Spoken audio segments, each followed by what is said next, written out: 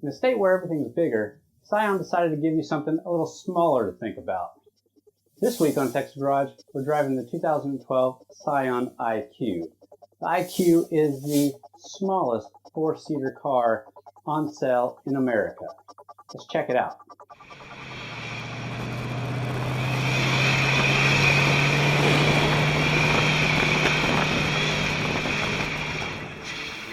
Well, okay, calling it a four-seater might not be fair.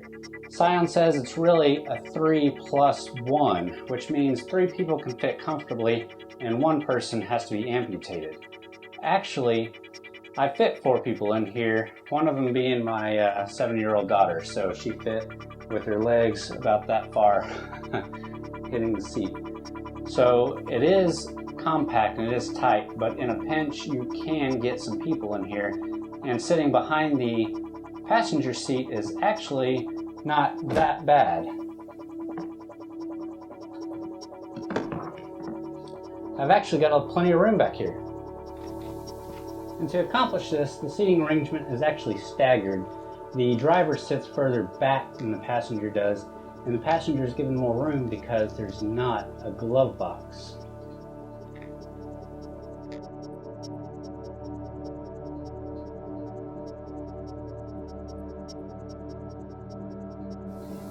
So with a small wheelbase, this thing should really be good at handling.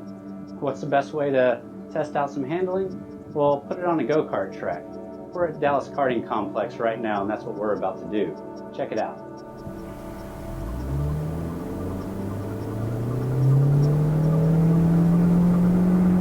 All right, doing 40, 50, 60, brake. Oh, the seats don't hold you. The seats don't hold you. Turn, brake, turn. Traction control kicking in, turning it off, seems to do nothing.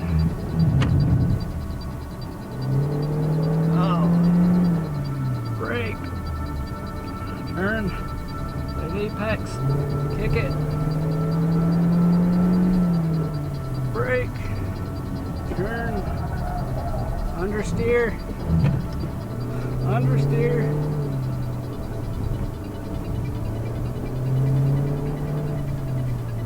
brake, at apex,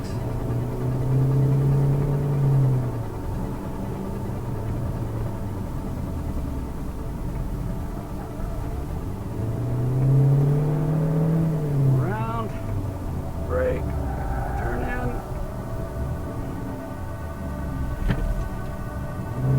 gears being thrown around back there, brake, turn in. It's hard work in this little car.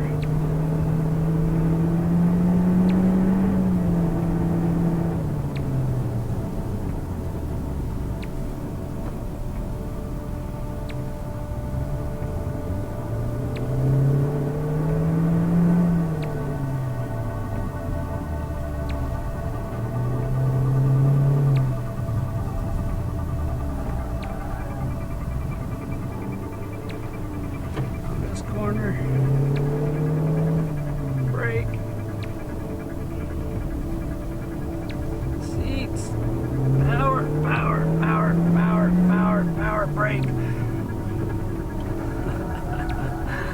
Oh, this is ridiculous. Traction control really doesn't like this at all.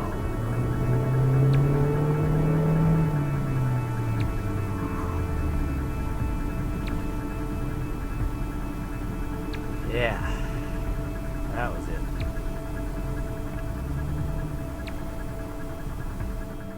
Okay, so the IQ isn't ideal for the go-kart track or the track at all, but it should be ideal for city driving. The only thing that really lets it down is the short wheelbase. When you hit a bump, you seesaw back and forth.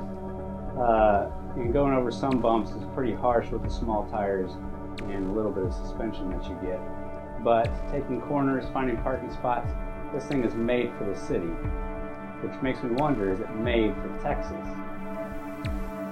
Under the hood, what you get is a 1.3 liter engine producing about 94 horsepower, which is pretty decent for a car this size with this much weight. What really lets it down is the transmission it's hooked up to. It's a CVT transmission, and it just doesn't let you put the power down like you should be able to. So obviously there are some downsides. It is a small car.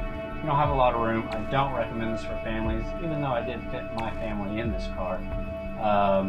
The small tank is very small, 5 or 6 gallons, so you don't really get that long of a range, even though it gets decent gas mileage. It's small, turning radius, and it fits well in the city, but people don't pay attention to you when you're in such a small car, especially in Texas. And lastly, is the price. This car base is just under $16,000, and this one spec'd out the way it is over $18,000. Now you can get a Ford Fiesta or a Hyundai Elantra, which are both really good cars, bigger, just as good gas mileage, and under the price that you would get this car for. So unless you just really like the modern, quirky, small looks and you really like the small platform, you might want to look at some other things. Otherwise, it's a really good car.